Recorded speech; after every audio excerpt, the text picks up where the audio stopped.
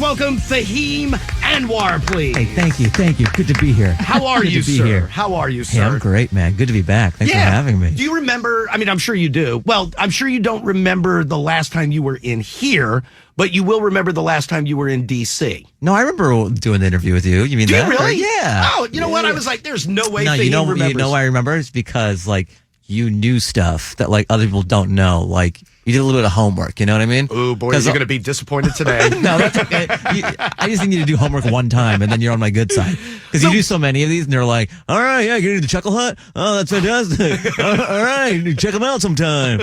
Oh, you do comedy. Yeah, what was that? You know what I mean? But wasn't it right before everything shut down? We had no idea. We were so innocent, huh? No, we really were. I looked it up. It was the end of the 20th, 23rd, 24th, somewhere around there. It was my last road date before the world ended. It was crazy. I had no idea. Yeah. Because I remember you, obviously you left, and then we had the chief scientist from NASA who came in because they were sending one of the rovers to Mars, and he wouldn't we had to fist bump him. At then we didn't know hey, what are we supposed to do? Yeah, we thought we can get away with it with fist bumping. That'll solve the whole thing. If we all get together as a nation and fist bump, we can nip this thing in the bud. So we did that, and then we went to Raw because why wouldn't you? Yeah. But even when we were sitting at Raw, we were like, we're all getting sick right now. Yeah. There's no question that. Definitely a super spreader. And then everything shut down, and then that was it. Yeah. And then everybody put notes up on their offices, be back in 2 weeks. And oh my God, that's so funny. I forgot about that. We all thought it was going to be 2 weeks. All right, guys, at summer camp for 2 weeks. Hey, this is a nice little siesta. we'll be back. So that was, so the improv was your last run before. Yeah, that was your last trip? road date before. Yeah, all that happened. How long was it before you went and did everything? What do you? Stand up? Anything? Yeah. Well, I was like everybody else, you're kind of feeling the world out, seeing what's going to happen, and then slowly, I remember I was doing the Comedy Store the last night before it shut down, and then so there was nothing going on for a while, right? And then they were doing outdoor shows for a bit in L.A. Did you do any of those? I did, I did a virtual show, Yeah, I know that you did. You did virtual I was doing shows. Zoom shows. I think it's still a thing, but it was almost like methadone. I just need something. I'll do it through a laptop. I don't care. Did you like doing the outdoor shows? Did you, listen, I'm sure the answer is you do what you have to do. I understand that. And it's just interesting how resilient humans are when faced with adversity and stuff. Because even the outdoor shows, it was there's drive-in movie theaters. They had drive-in stand-up shows. Right. Which in hindsight is terrible. But at the time, you're oh, this is something close. You're performing for cars. I'm on a show in LA. It's Bill Burr, me, and these other comics, and we're performing for cars. And even Bill Burr's doing it. Right. You know what I mean? Just because beggars can't be choosers, and stand-up is one of those But that's also who you are. That's what you do. Yeah. What are you supposed to do? Sit on your ass for years and do nothing? Yeah. So, but it was just funny because normally you need that response. You need to see faces. You need to see smiles. You need to hear laughter. And you just hear honking. There's not a lot of data from a Honda Civic. And I can't remember who it was that said it would be bad in the middle of one of those shows where somebody would be Bert ran late, I gotta go. Yeah. And all of a sudden the lights come on and the car leaves. Yeah, someone drives out of your show. You have to tell people hey, can you back out? You're in my way. You're boxing me in. I'm trying to leave.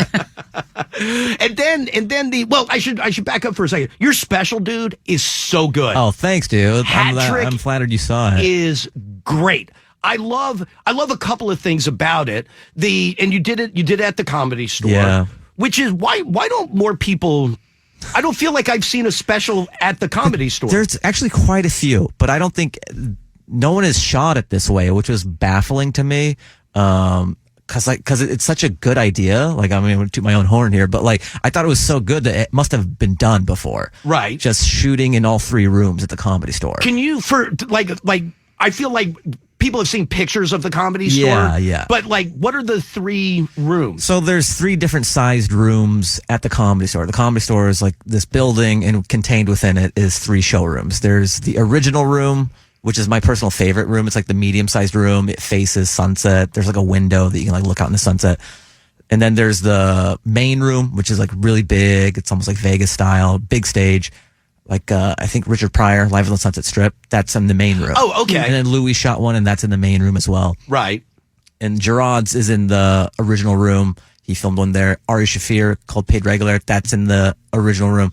So then there's the belly room upstairs. That's the smaller room. Right. So this special, I'm like, I would love to give people a flavor of what the Comedy Store is. Because these, normally when specials are shot at the Comedy Store, they dress it up like a theater or something. It doesn't even look like the bones of that place. Right. They put lipstick on it. Like, I didn't want to put lipstick on the pig. I just wanted to shoot the pig. Right. Yeah. Because it's beautiful. It's beautiful the way it is. And I wanted to shoot it in just a regular day of operation, not like rent it out Right. and load in an audience. I just wanted to capture the store like I see it every night, or like you see it when you go and visit. Right. So it just follows me doing the original room. I get off stage, and then I go and I do the main room, and then I go, and it's like Jesselnick's bringing me up, and you get to see, because it's like Grand Central Station for comedians during the middle of the week. I was just going to say, is it like that all the time? That's where all the it time. is Yesterday, or no, so I mean, yesterday I flew in, but the day before yesterday, I'm at the Comedy Store. Just, it's my gym. I go do sets.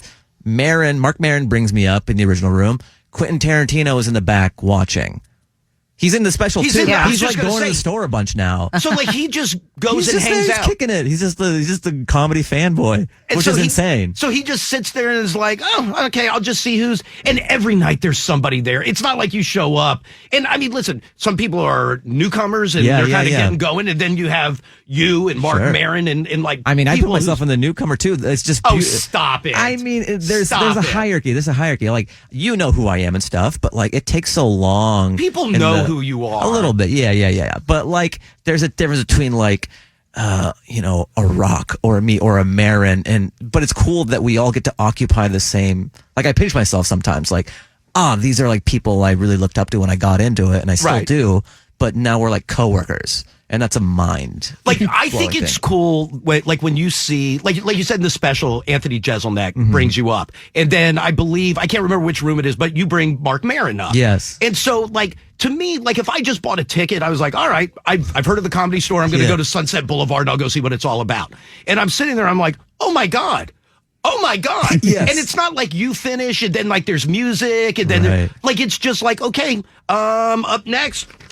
Oh, Mark Maron. All right, come on up. It's nonstop. Every 15 minutes, it's just an insane lineup. It's a magical place where like nowhere else has those type of lineups on a Tuesday. No, and I also believe there's no room for audience members. It's just comics that are sitting there because there's so many of them there. But like you mentioned in the special. Well, anyway, let me back up. So in the special, you do all three rooms. You do a set in all three rooms, and like part of me wants to get really, really nerdy. Sure. And understand, like, do you have to treat each room like, I feel like when you're in the big room, whichever, like the Vegas-y one, right? Like, you're far more physical than you are like in the belly room. Or the smaller one. Yeah. Why is it you say belly room and it's like, oh yeah, like we should that's know. it. No. It sounds natural. I say it and I sound like belly room.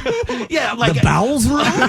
I don't know what I'm talking. Well, I don't know what I'm talking about. But it feels like when you're in that big room, you're far more physical than you are in like the smaller room. I don't want to say belly again. Yeah, and that's kind of like a microcosm just for like performance as well. Like each room has its own energy and style, and because there's different occupancy of it, So like the main room is such a big stage, right? It's such a big room, so you can be a little more grand. You can walk back and forth a little more. You can be more theatrical. And then the belly room it's like 80 seats. It's 80 to 100 seats, really small and intimate. It'd be weird to be that. So you have to like, stand-up is like a conversation with the audience. You kind of like give what you get. Right. So if it's like a chill vibe in the belly room, then the performance will reflect that. So it's just each performance is different depending on the room. When you go, and like I thought I saw somewhere it said you go 3, 4, 5 nights a week.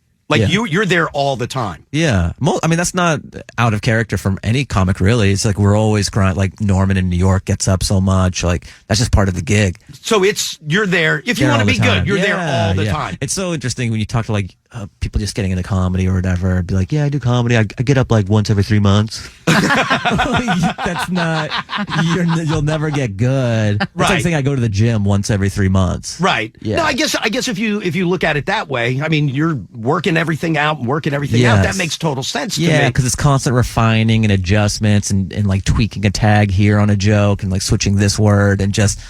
Do you do all 3 rooms? No, I don't do the hat trick every night. That's kind of like a unique thing, you know? Yeah, normally I'll do the original room or like the main room, depending on what spots you get throughout the week. Do you have to? I don't know who the Allison Jaffe is of the no Comedy one. I mean, Store. you can't compare. No, but like, do you show up and go? Or like, do you show up and they go, okay, well, I guess write Fahim. Like, I feel like, I don't know what time they open, but I feel like it could go all, like, forever. If 30 people show up that night, does everybody go? No. There's like X number of spots. So you put your avails in for the week. And what's funny is the Comedy Store was a call-in system for the longest time because they're so old school. Like, that's the way it had been done for, like, since phones were invented, I think. You would like call in on Mondays and say, tell what your avails are. You go, okay, I'm free Tuesday through Saturday. Right. And then on Tuesday, they would call you or text you with your spots, what you got for the week. What time you got. Yeah, like what room, what time. And now they've switched to like a Google form. Right. So I'm sure there's a lot of legacy people who are like, I don't like this. I don't like this one bit. Google, I'm still going to call in. But you transcribe. But do they do all that ahead of time? So like Chris Rock. Yeah. I don't know that he doesn't put his avails. No. Chris Rock rolls in on the. No one's going to go, hey, Chris, you didn't put your avails in. We have a system here. There's a Google form. I'll send you the link. I like the phone in, but I don't like the. No. But do they do that? So like, I'm sure the Comedy Store knows if Chris Rock's coming, they can kind of schedule around that. Or does Chris Rock just show up whenever he wants? It's both. Sometimes if they want to plan it, it'll say special guest on the lineup. But I mean, if he just wants to roll in, it's funny. There is a hierarchy in comedy because there's certain people where like, okay, you can't just roll in. You know what I mean? Like you're not there yet. Oh, really? And, yeah. Or people, can you roll in? People would, like comics would be, I can't roll in. Oh, stop it. Are you serious? Well, I could roll into a bar show and like, you know what I mean? Like a bunch of younger comics. I'm there, Chris Rock. But I can't roll in. That guy who gets up once every 3 months? Yeah. He'd be like, yeah, go ahead, Fahim. Yeah, I can like roll into a Buffalo Wild Wings where there's like an amp in the corner. Just like the worst comedy show. To be like, oh my God, he's here. And everyone eating Buffalo Wild Wings is like, who? But all like the 21-year-old comics are like, he's here. Oh my God. Hey, drop into this Buffalo Wild Wings whenever you want. Every Tuesday, I can get you free wings. The lemon pepper's kind of hard to do, but any other flavor. But there's a hierarchy, at the store. Yeah. And so a little bit. Are you the type of comic where it's like, I don't know who would be above you? Like other than there's a lot. No, I mean, look, I say there's a hierarchy. Just that's a very specific scenario of just like rolling in and going on stage. Like, do you look at that person who rolls in and whatever he wants? Yes. Yeah. Are there some? And I'm not going to ask you to name names, but are there some that are like where they go like, oh, he can wait, and everybody else is like, hey, Dick, I don't know what you're thinking. There have been situations where there's like cuspers where like I don't know if they're, you know what I mean. And other comics usually have a problem with it, and then do they really? I mean, like, does it get pissy? Shit. Not really. That's the beauty of the store. It's pretty amazing what they've been able to accomplish just because of like how storied the place is. Right. Like so many, you mentioned like, okay, Marin, Jesselnick, Rock, all these guys to buy into the system where they're doing 15-minute sets. They're not getting paid a ton because it's just like to work out. Right. It's just a beautiful place to work out. And they kind of check their egos at the door. Right. No one really runs the light too much. Which happens like everyone has runs to the light means like when they turn on like the light at the end of your set. You have 15 minutes, but you're doing 30. That's like disrespectful. Like in the comedy world, you're supposed to do the time that you're allotted. Right. So if you're supposed to do 10 and you're doing like 30, it's like poor form. Is that true? Not just there where you know that there's Mark Maron and Anthony Jeselnik and whoever behind you, but is that true? Like when you're on the road, the person who's like opening for you. Yeah. Like, is that true for them? Like, do you say to them, hey, listen, that light goes on? Well, or you don't even have to say it. No, they're just so scared. They don't want to, they don't want to rock the boat. Like, they will stick to their time. Right. Generally, at the beginning of the show, the sound guy will come in and be like, okay, how much time is everyone doing? Right. MC's doing this, feature's doing this. Now, are you good when you're out with somebody? Like when you were out with Hassan? Yeah. Were you good about like, I'll just do my... well, we're boys. Like you only have to worry about that with loose cannons or something. You know what I mean? Like I would never do that with my friend. But if I come into a green room, my feature is like has a knife and he's trying to like not hit his fingers with his hand, whatever that game is, he's gonna run the light. I'm gonna worry about that guy running the light. I did when you were out with Hassan. Yeah. I read somewhere you said like it's great. Like you go out, it's a big crowd. Yeah. It's a lot of people who, if they don't know you and they know Hassan, here's a great chance for them to see you. Totally. But I saw something that you said, and I thought it was interesting. You said that going out and opening for Hassan, I don't like saying that, featuring for Hassan is a job. Yeah. It's not what you do. Like you're performing a job. Yes. Yeah, it's a service. Like, look, it's great in its own way. It was fun to do a few dates with him in Texas when he was gearing up for his special on Netflix, Like, and it's cool to like be exposed to that many more people, and those are giant venues.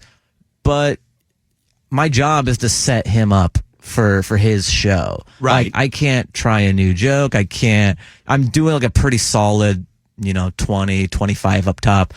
I'm there as a service to kind of like usher in. It's for him, Right. Not that I don't take pleasure from it, but I have to be a little more kind of confined in what I can do because they're not they're not there for me, and I'm trying to set up the show for him. I got you. No, that's very polite. Whereas that's where very like my shows this weekend, I can do whatever I want, Right. But you're the person who's setting it up for you would be like, Yeah, cool. I'm there, Hassan, again. So there's levels to this thing.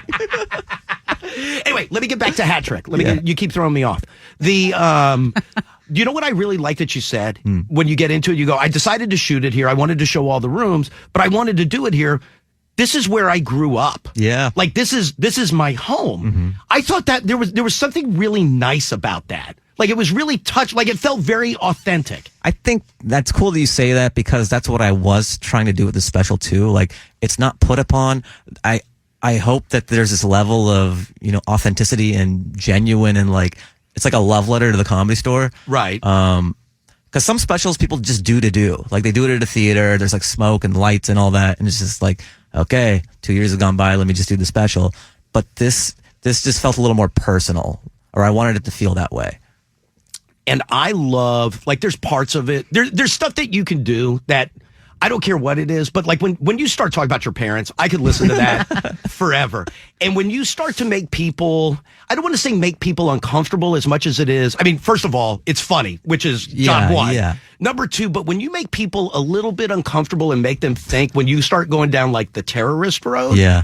Dude, I could listen to that all day because you know why? Because it's very, very funny, first and foremost, sure. But it's very smart. Mm-hmm. Like it's a touch uncomfortable, but it's very smart. That's what I love about it, though, because it is silly. I mean, when you say terror or whatever, it just sounds like this boogeyman or whatever. But like, the way I'm talking to you for this segment and everything, like there's a jovialness where like everything doesn't have to be so morose, and like you can find light in these kind of heavier, darker subjects, and you can sort of, it's almost like jabbing and weaving. You can be nimble, and we can like joke about this dark thing, but then be silly at the same time. Like, just because you hear terrorism doesn't mean you have to like clench up and like, right. You can't laugh at anything. Like there is funny thoughts. There are funny, you can kind of like let your mind wander there a little bit and like, let's kind of put our fun hat on. Right. Because we all paid admission and it's like a safe space for this. Right. And to point out, like at times, how ridiculous it can be where everybody's like, yeah, I don't know, Fahim. Right. But it's so well done. But I will say my other favorite part of the special is, and I don't want to give any of it away, but when you stop and say, I want to try out these two offensive jokes. Well, the beauty of that too is like, sometimes I have found like you said, the dark stuff or whatever. I love dark stuff too. Right. But sometimes if you just come out and do it, the body will reject it. So it's almost a little trick where like the joke is solid. But I want to leave it to because like the joke is great. If I say, if I say I have this darker stuff, do you guys want to hear it? The curiosity alone, then the onus is on the crowd now. They're invested. They'll be like, no, do it. Like they want. They're like, what is this? And so you can get away with murder once it's their decision. Because if I just like thrust it upon them, they'd be like, good God, good God, man, who thinks this way? But hey, I want to try this. Hey, I want to try this. They go, yeah, what is it? And then it comes and they're like, okay. They're like, this is on you. Blood is on your hands. I gave you a choice. Were there a lot of your comic friends who, like, it's on YouTube? Yeah. Which is genius. Thanks. It's great. You know what I cool. like about it? So I was telling a buddy of mine that you were going to be on and that I was watching your special and it's great. And he was like, oh, where is it? What is it? So I was literally in the middle of watching it. So I just copy and pasted, texted it to him, and he's got the special. That's the beauty of genius. it. That's what I wanted. Just media is changing. I'm of an era where it was like TGIF Friday, and or like ABC, like that was the way to do it and all that. But like there's Instagram, there's TikTok, there's YouTube, and also, I mean, I know you think I'm Chris Rock, even though I'm pushing against this, but like most people don't know who I am. Right. So like when you are trying to spread awareness and like kind of break through a bit, you want the least amount of friction between you and whatever the art and the product is. Right. So YouTube is that. Just the fact that you could copy that link to your friend. Right. He can fire it up on his phone or TV immediately. Whereas if it was on Peacock or, sorry if they're a sponsor. But oh, no, I don't care. Yeah, I know. But I don't care. But like when it's on if it's on Paramount Plus, if it's on, there's just so many, like they already don't know who you are and they don't know how to get the service and they don't want to pay money. You're just going to be in the shadows forever. So were there some comics when you, like maybe not your friends, but like acquaintances where you were like, no, I'm going to do this on YouTube. Were some of them like, why not Netflix? Not really, because the paradigm had been shifting for a bit. Let's see how this goes. if Fahim kills this. The thing is, I'm not like Lewis and Clark. I'm not the first guy to have done this. I think you're the Chris Rock of YouTube. This is true. That's gonna be my intro this weekend. Like I'm gonna have the feature and be like, read this off verbatim. He's the Chris Rock of YouTube. He needs no introduction. No, he's the Chris Rock of Buffalo Wild Wings. Fahim Anwar. I have a leather suit that I had tailored. I'm like, Daisy, how we doing? But was there? And yes, you may not be the Lewis and Clark of putting a special on YouTube. Because I think Schultz kind of broke it open when Charles? he started. Andrew Schultz. Okay. He kind of broke it open by putting stuff up on YouTube, and then Mark Norman, Sam Morrell, Joe List. Right. Those YouTube specials. None of them as big as Fahim Anwar. No, Sorry. Come on. I would argue bigger, but But is it becoming more and more where you don't need to be, I have a Netflix special or I have a HBO special? Totally. Like those don't kind of like move the needle as much as they did in the past. They've become a little saturated, you know? Like I have friends who have HBO specials and stuff, and like it just didn't have the splash that it used to back in the day, you know? And it's almost more punk rock for the YouTube special now. There's a lot of great comedians who have YouTube specials. That's sort of the place. Right. And there's no gatekeeping. That's what's beautiful about it.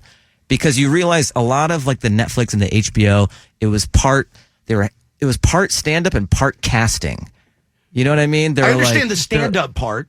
Well, when who they would give specials to was kind of like, okay, they're funny, but then there's this casting element to it too. Like, okay, they fit this demo and all that. This can appeal to such. Like really good looking. Because the first one that comes to mind is like Bert, obviously, with his shirt just off. The model. And, yeah. But was that one where they were like, we know this will move the needle? It's almost like you working for Goldman Sachs or something. You know, there's stand-up. Obviously, they have to be good enough to be doing stand-up and all that. But then there's also a casting element of like, okay, there's enough dollars and cents here with this. Right. Is it marketable? Right. And some people fall in this marketable black hole just on paper, but they're just funny comics. Right. And so like Joe List and like Norman and these guys, and they just put it out to people, and people just want funny. And that's the beauty of the internet. Like people don't care what your identity is. People don't care. They just like, are you funny? Right. And so there's a place for that now on the internet, and the cream just rises to the top. You know, it doesn't need to be packaged. It doesn't, like, stand-ups can just be stand-ups now. And that's awesome. I read something about Fahim Anwar, and you'll tell me if this is true. Was it in Buffalo Wild Wings Weekly? I made the cover. That for the longest time you wouldn't let your stuff out. That you were very, very like and maybe that gets to where you're like, nobody knows me, which you're obviously crazy, but you held on to it for so long because you didn't want to just go like, okay, here it is, here it goes. Well, my mind was still trapped in the traditional Hollywood model. Right. Which was just, okay, I wait for them to tell me it's my turn. You know, I wait for Mr. Netflix or Mr. HBO to say, okay, you're the guy now. Here's the special we want you. You know what I mean? You're like waiting to be tapped. So you're just like sitting on all this material, just waiting for the shot. That's what traditional Hollywood was, just like waiting for the coach to put you in. Oh, really? Yeah. So it's not an ego thing. It's not like where you were going like, I think I'm good enough. I believe I'm good enough, but I'm not going to be the one who raised my hand and go, no, God damn it, I'm good enough. No, it's like trying to pound on the door, but the door's just like shut. You know what I mean? Right. Like I wanted to in the worst way. I had all this stuff. I have like an hour. I have all the stuff I want to do, but they're just like, I wasn't the guy. You know, they're not choosing me. Right. So coach wasn't tapping you on the shoulder. And then technology, just social media gets advanced enough where this is viable. This is a competitor, if not better than HBO, than Netflix, than for getting to the people. Right. You know, like everyone has a phone in their pocket. No, that's true. And everyone has time for a minute. Right. Yeah. No, that's true. So like clips are kind of the new special, and then I just released the hounds. I'm like, oh, let me just go straight to the people. Right. And it's been Hat-trick great. is good. But like all the rest of the stuff, and I got to take a break and then we'll get into Sure. it. But like even like the stuff you're working on, like all that, like all the little itty bitty things and stuff. Yeah. You're right. It's genius. It's so good. All right, let me do this. Give me a quick break. Fahim Anwar is at the Improv tonight through Sunday. Tonight sold out. Tomorrow night sold out. There were some tickets available for Sunday. DCimprov.com for tickets. Hat Trick is available on YouTube. Quick break. More with Fahim Anwar next. Connect with Elliot in the Morning on Facebook at EITM Online. It's Elliot in the Morning. Fahim Anwar is with us at the Improv tonight, tomorrow, and Sunday. Hat Trick available on YouTube. You just did the Tonight Show. This is correct. Yeah. Is that true for the very first time? I've done late nights before, but that's my first time doing the Tonight Show. Right. Conan was your guy. Conan was my guy. Yeah, right. Conan was your guy. And then you've done, like you said, you've done other ones. I did Seth. That was my first one. Seth was my first one. And then I did 2 Conans. And then Tonight Show was like last week. It was crazy. Yeah. Yeah, no, it was, by the way, you looked very nice. Thank you. Very nice. Well, I bought a suit. I bought into it. Like when you do, it's the Tonight Show. Right. And it was there was a lot of things. There's something very special about that Tonight Show is like, maybe we touched on it last time I was on the show. Like my parents didn't really want me to do comedy early on. I started when I was 18. Right. Like they're from Afghanistan. This isn't, they don't have a rich culture of stand-up comedy. I'm trying to break that. I'm trying to usher it in. So the history is your parents are from Afghanistan, moved to the U.S. Yeah. And then they have you and your brother. Yes, exactly. Your brother's older. Yeah. And then you guys end up in Seattle. But like even out of school, I'm trying to remember, you were like an aerospace engineer for Boeing or something. Yes, yeah, exactly. Right. So, I'm doing stand-up when I'm 18 and all that. And then after I graduate high school, and then I'm still going to engineering school, and they're like, is comedy worth throwing your life away and all this stuff, even though I'm getting good grades. So it was this point of contention. Like we love each other, but it was like this point of strife the whole time. And then, 20 years later, flash forward, things are going well. And I just wanted to give they know what the Tonight Show is. So I was proactive. I go, let me get on there. It's easy enough. Like I know the booker and stuff. I go, let me put together 5, submit it. It'd be great to get on there, bring my family out. Did your parents know the Tonight Show from here, or did they grow up? Like I don't know. I should ask them. I want to know if were they watching Johnny Carson in Kabul? My guess is yeah. Well, I don't know. I have no idea. I don't know. This is a good question. I'll ask them. But it's such an American institution, sure, the Tonight Show, that I'm like, that'd be fun to have them come out, see the show. Just what an experience. I would love to be able to give that to my parents. Right. Especially after all the turmoil we had early on. As a marker of I've made it, I'm on the Tonight Show. Not dunking on my parents. I didn't do this to posterize my parents. It was more of out of love. Just like, because even when they were upset and like, you know, with the me day doing that you stand-up, left Seattle Yeah. to go to LA, or is your family still in They're in Seattle? Yeah. So like, I get it. They're like, Fahim, this They isn't wanted the really best what the for me. family Yes, does. yeah. But the day that you left, like, I'm assuming that you got in some sad car and drove from Washington to LA. Are you saying a 98 Toyota Corolla is sad? Are you saying a red 98 Toyota Corolla with 120,000 miles is sad? Cloth seats? Did you pray the whole way that you were going to make it to LA? Like, just make it physically? Yes, just that the car would arrive in Los Angeles. It's a Toyota. Come on, you can trust a Toyota. You can have 400,000 miles, it'll still get you there.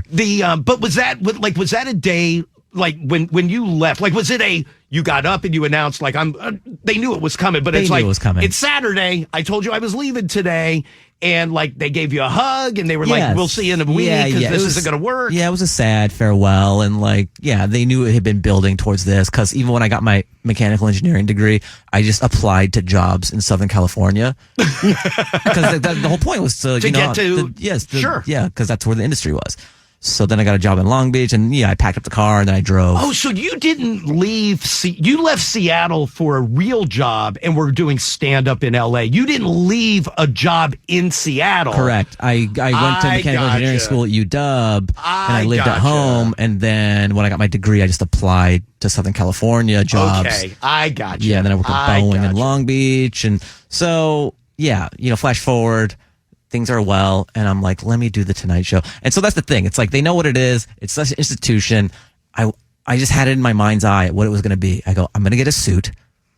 Does that mean you didn't own a suit? I did, but I wanted I wanted a special suit. Right. Like, part of it is the ritual. There's a ritual of doing late night that I kind of enjoy as well. It's almost like Dexter or something, you know? Right. So cultivating the 5 minutes. What is my late night 5 minutes? Right. Because that's a different animal than doing an hour or doing 15 or. I feel like that would be hard to do, to figure out which 5 you want to do. Yeah, exactly. Because like, how do you start? What's in the middle? Just like what jokes to pick. So, and it's got to be kind of no fat. Right. Because it's just shot out of a cannon, 5 minutes for TV. So what is that 5? Cultivating that, getting that ready. And then, okay, you're booked. Once you're booked, I'm like, okay, let me get a suit. Do you know Fallon? I don't know him personally. No. Oh, okay. But I know the booker. Okay. So, but there's still a process. You have to submit the 5, and he has to say yes or no and all that. And normally it's this back and forth, but I sent it to him, and he goes, "This is perfect." So that was like awesome. Yeah, all that Buffalo Wild Wings workout. It's gonna keep on. So I'm like, let me get a suit. So then I get a suit. I get it tailored, like a nice expensive one. It looked great, dude. Thanks, looked man. great. Thanks. Yeah. When did you tell your parents? I was back home for, I think, Thanksgiving. And then I'm like, I actually videos, I might put something together just for like the whole journey and everything. Cause it's an interesting little side piece, like companion piece to this Tonight Show appearance. Just the emotional journey of all that. And I'm like, hey mom, I'm doing Tonight Show. She's like, what? Yeah. She's eating a piece of pizza. She's like, well, she stops eating the pizza. I go, yeah, I'm doing the Tonight Show. And so you flew them out. Yeah. And then, and brought them there. Was it what you wanted it to be? It was, yes. It like, was what were exactly they, could you see pride in their eyes? Maybe. They have a pretty good poker face. They're not like my dad. My dad, who's like vehemently wanted me to not do comedy, is going to be like, wow, 30 Rock. Oh, wow, Johnny Carson walked through these halls. I was wrong about everything. Like, that's the type of stuff that would happen in a dream. Like, where your immigrant dad says, I'm so sorry for me blowing up when you were. I know the emotional trauma I must have inflicted on you when you just wanted to follow your dreams. What was the last? So prior to the Tonight Show, which was the appearance was great. Thanks, it went really. you. I thought it went. Thank really you. well. Yeah, it was great. What was the last time before that they had seen you perform? Oh yeah. So it was like the Apollo. That's it. Yes. So this is the emotional full circle. Because that was so bad that I needed to do something so great. Right. To yin yang, make everything right. But how many years are in between the Apollo? 20 or 19. Your parents had seen you work in 20 years? Yeah. But the thing is, Like they never came to LA and you were like, listen, you could either stay home or you could come with me to the store. Okay. Chris Rock might be there. No, okay, first of all, they're not going to be like, hey, can I come to the Comedy Store? My dad's not like, they got them real heavy hitters, I heard. Yeah, just +1, me and your mom. Like, my dad's not this huge comedy nerd. So they're not like pounding down my door to come to my shows. And there's this weirdness from that I never invited them to my shows. Right. Because that was just such a weird thing that happened early on in my career. But even when you would go play Seattle, it wouldn't be like, hey, Fahim. I don't know. It was this weird thing that it was in this other column. I didn't deal with it. You just didn't want to see somebody with their arms crossed sitting there It staring probably at would you. have been fine. I don't know. This is probably like, when people talk about like unpacking, this is like tightly packed. This is a part of my life that was packed so good. Origami. And I got to unpack it with the Tonight Show. Right. Yeah. But the story that I heard, the Apollo show, was 4,000 people. Yes. And you've never been booed more in your life. Yeah. It's 4,000 people, like... I mean, well, how do I top that? Do I just keep on like failing upwards? Like, this guy's he's doing Madison Square Garden now. He's getting booed in America. The boo tour? But is that when you looked out at your dad and there was that glint in his eye of like, I told you? Well, I tell this, the abridged version of it is, he didn't want me to do stand up early on. And then that happened. So he thinks like, yes, the horse has been broken. Right? So they're driving home because we drove separately. We're in the van. My brother tells me the story. No one's talking because it was just such a weird experience, Like, how bad was it? Just getting booed at the Apollo by 4,000 people. It's pretty bad. I don't know if I need to walk you through it. Do I need to have you ever had nightmares? It's kind of like that. They're going to spell out. So getting booed by 4,000 people, what was that like? Was that bad? Was that like not enjoyable? Did you find that to not be a pleasurable experience? Huh. Anyway, yeah, so you're on the way home, you're driving separately. We're driving, and then, no one's talking. And then my dad breaks the silence. He goes, well, there's no business like show business. And that's why I named my first special, There's No Business Like Show Business. It's beautiful. I can't even be mad at that. Like, that's the funniest thing in the world. Like, the lowest point in my life, and my dad has the most airtight zinger. Well, there's no business like show business. And 20 years later, he'd come see who's having a last laugh now? The tortoise, that's who. All right, now I want to ask you about two other shows. Yeah. I can't. I think it was on a podcast or something. You mentioned a venue called Is it Dublin's? Oh yeah, okay. What is? Because it seemed like whoever you were talking to was very familiar with Dublin's. Yes. I don't know what that is. So Dublin's was before my time, but if you're a comic in LA, you hear about the lore of Dublin's. Right. So Jay Davis is a comedian out in LA. He ran this show. I think him and Ahmed had this show called Dublin's, and like that's where Dane got huge. Like, it was the hottest show in LA. Right. Like, Justin Timberlake and Britney Spears, when they were dating at the time, would go there. Just a who's who of Hollywood. Would just hang out just to watch. Every week they would go to this show at Dublin's. Right. And it was the hottest show. And just, like, the building would shake. We would just hear stories about this place. So I never got to experience it firsthand. Right. But yeah, you can't like not hear about Dublin's in LA. Oh, okay. And then the other one, now this one I know that you were a part of. You almost describe it as like the Fire Festival of comedy in Saudi Arabia. Yeah. What was that? That was interesting. I think so. They were trying to get comedians from the Laugh Factory. There was a partnership there. So the Laugh Factory recommended, or like they submitted some comics and they chose for like some festival for Jeddah, for like Jeddah season or something. Right. Where they have entertainment. Because they're trying to like flash forward the society kind of fast. Right. They're trying to do like 50 years of the U.S. in like 2 years. You know what I mean? Because right. like not too long ago, you couldn't have music in public. Yeah, right. No, exactly. Yeah. Exactly. So they're really trying to fast forward. So it's funny. I get selected, I submit my stuff and then I get selected on the thing. So I go, so you're supposed to get like half the money before you get on the plane, then half when you get there. But I didn't get. There was no money. But I had before getting on the plane. But the ticket was paid for. It was business class and stuff. And I go, all right. If I don't get on the plane, I'm for sure not getting the money. If I get on the plane, there's a chance I get the money. Right. So I'm like, I get on the plane. I had nothing else going on. And the money was just so much where I go, I have to. But yeah, I'll fly to Turkey just to see what. I'll fly to Turkey or Saudi Arabia just to see in case I do. So I do the shows. Well, the thing is, the shows, it was a nice venue and all that stuff, but they didn't promote it very well. I think there's just so much money out there. Right. That there's no stakes. Like here in America, if you have a festival or something and you put all this money, it needs to go well. Yeah, right. People need to show up. People get money there. It's like a faucet, So if the show just not doing well, it's like, oh, that's too bad. But they're still loaded. So it wasn't promoted very well. There's hardly anybody there, but we still had to do our time.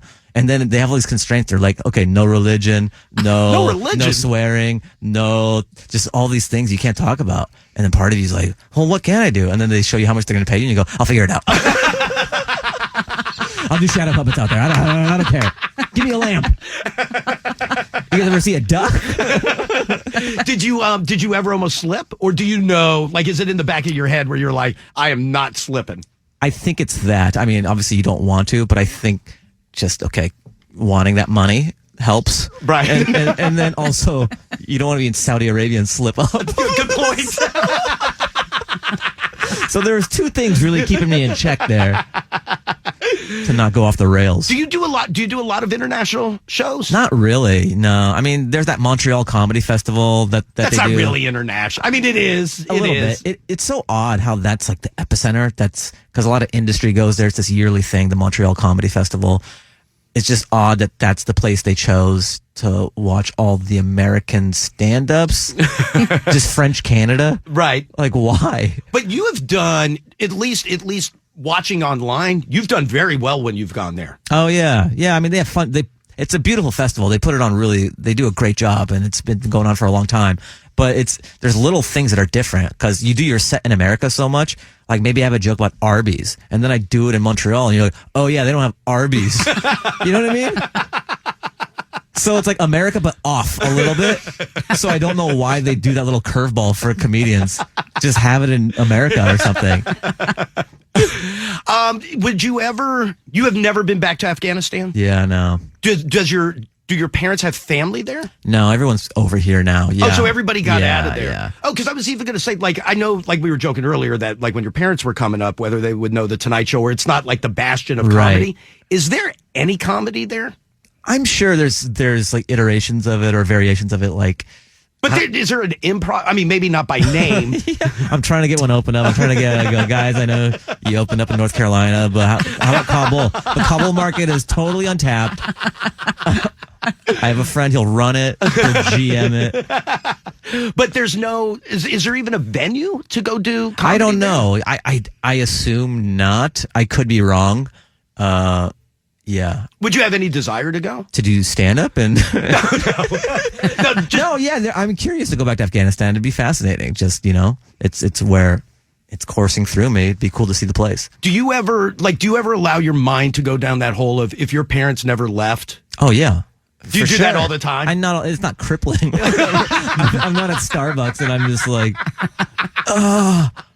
hold on, it'll pass. But there are times where I go, how different my life would be. Yeah. Oh, I can't even imagine. Yeah. What if I was even bigger? What if you were like Chris Rock? Yeah, America's been holding me back. By the way, you mentioned Starbucks. Your Starbucks name bit is hysterical.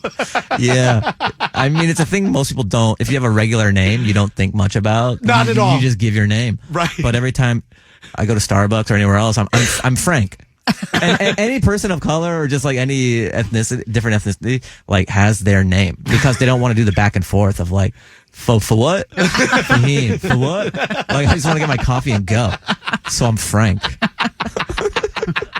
But every person does this. They keep the first letter the same. That's the best part. That's the best part. Because I'm Frank, I still feel like I'm tied to my roots. I didn't sell out completely. just Frank. Or I could have it. I could be Steve, but I go, that's too. No. That's disrespectful to my parents, to my grandparents. Steve, an S? I can't go that far.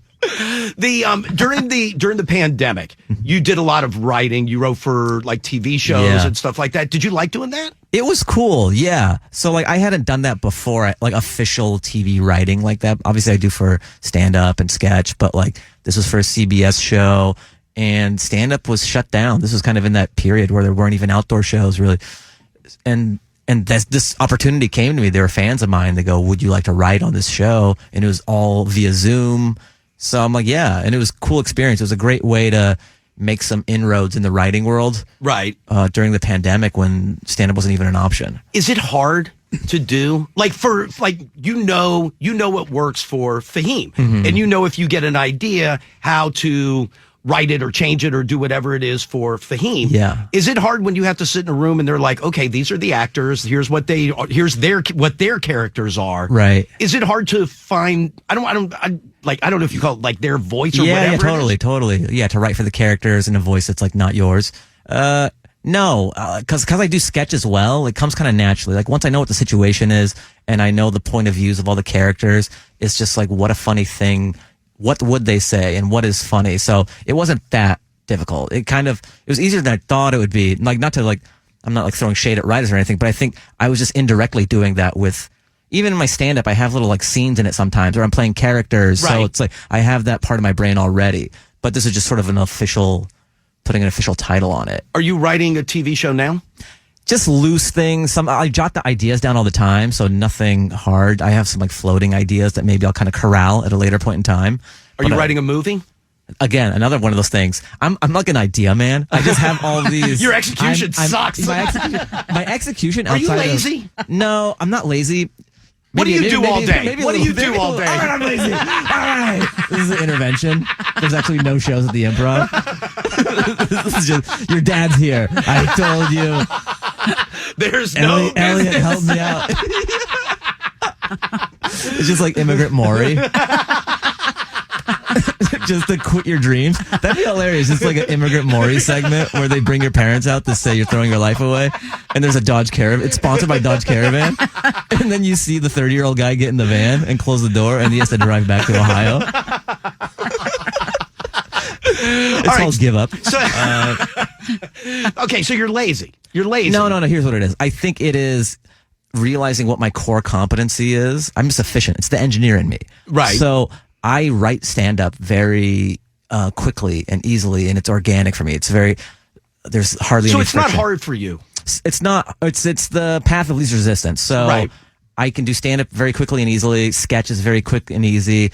And I get all these ideas, and I'm like, oh, I just want to do them. So that's why I'm on stage all the time, and I'm like, because I get to create it. When you do a TV show, you have to bang out this script. That's a process. That's laborious. There's a whole structure to it and all that. Right. And then you have to like send it to your reps. You have to set up meetings. You have to get bottles of water. They go, is everyone okay? Yeah, you need your parking validated? And then like, this is like all this crap. Right. And then they're like, okay, yeah, we read it, and there's all this. It takes forever. Right. And a lot of times nothing even happens.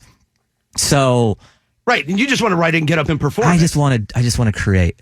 So, and the thing is, as you grow as a stand-up, all that clunkiness goes away. People want to fast track it. Like Bill Burr gets to do a lot of great stuff because he's Bill Burr. His stand-up is so great. Right. Like Chris Rock gets to do certain things so once you kind of make waves as a stand-up and as a comedic mind and voice, it becomes a little easier to do that other stuff. Right. So I don't want to bang my head against a wall doing this TV stuff and where I'm like a runt and they don't really care. Whereas like I can get on stage at the Comedy Store.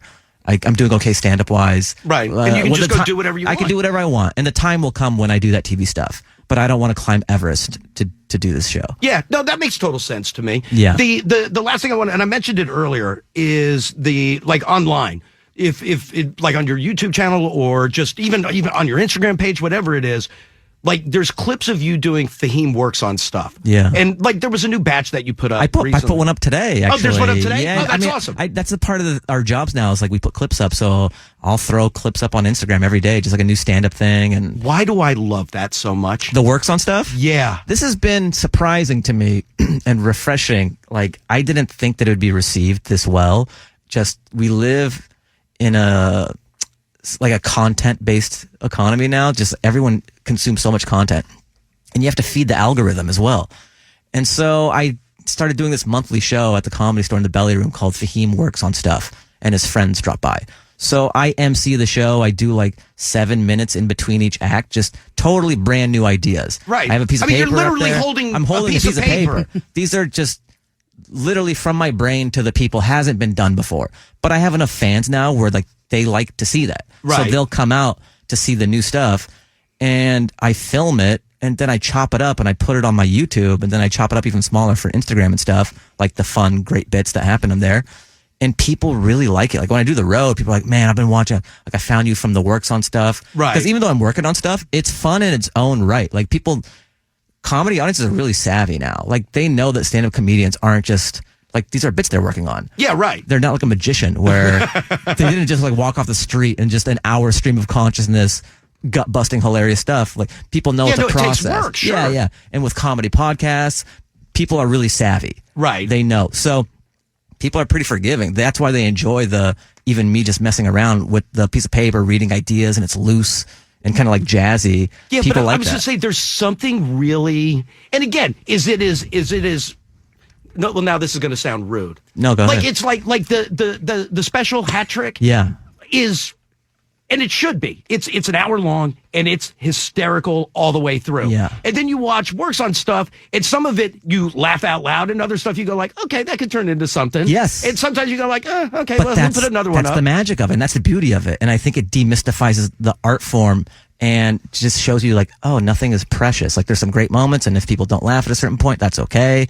And getting a window into that, I think, is really thrilling for some people, because some people don't show that side of stand-up. They just show the heaters. Right. They don't show when a joke doesn't work or goes off the rails a bit. And so just because when you go to a live stand-up show, it's so much different than seeing a special on Netflix or Right. seeing a special on HBO, because you're seeing refined material over the course of a year or two, super tight. But when you see a live show, or like my Works on Stuff on YouTube, Right. you get to see kind of the magic of stand-up, which is it's this conversation between you and the audience. Not literally, but it's like a dance. Right. And also maybe part of it is it fills in the gap. Like, for example, you're here this weekend. Great. Yeah. If it goes like last time, I'll see you in 3 years and then you'll be back. Or I could watch your special, and that's an hour. And maybe Yeah. I watch it a second time and it's an hour, but then it could be a year, Yes. 2 years before I see you. That's a good point. So at least I get something new that you're working on. That's what I've realized too about, because we are so content based. Like back in the day, you could be Humphrey Bogart and people are like, oh, you only hear from this guy. You know what I mean? So mysterious. Mystery was a commodity. Right.